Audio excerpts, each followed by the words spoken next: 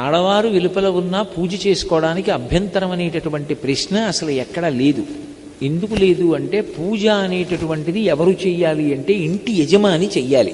ధర్మపత్ని సమేతస్య అనుంది కానీ ధర్మపతి సమేతస్య అని ఉండదు సంకల్పం. అంటే దాని అర్థం ఎవరు చెయ్యాలని? యజమాని చెయ్యాలి. యజమాని చేసి నేను పూజ చేసిన కారణం చేత నా పత్ని బిడ్డలు అందరూ సుఖంగా ఉండాలని యజమాని కోరుకోవాలి. కాబట్టి ఇప్పుడు ఇల్లాలు వెలుపల ఉంటే ఇంట్లో పూజ చేయడానికి అభ్యంతరం ఎక్కడుంది? అభ్యంతరం ఏం లేదు.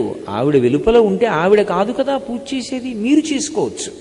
ఒకవేళ ఆవిడ వెలుపల ఉందండి, పిల్లలు చిన్నవాళ్ళు, వాళ్ళ బాగోగులు చూడాలి, వాళ్ళకి వేళకి పలహారం పెట్టాలి, ఏదో పాలు కాచి ఇవ్వాలి, అటు అది ఇది కూడా కష్టం అనుకుంటే లఘువు చేసుకోండి.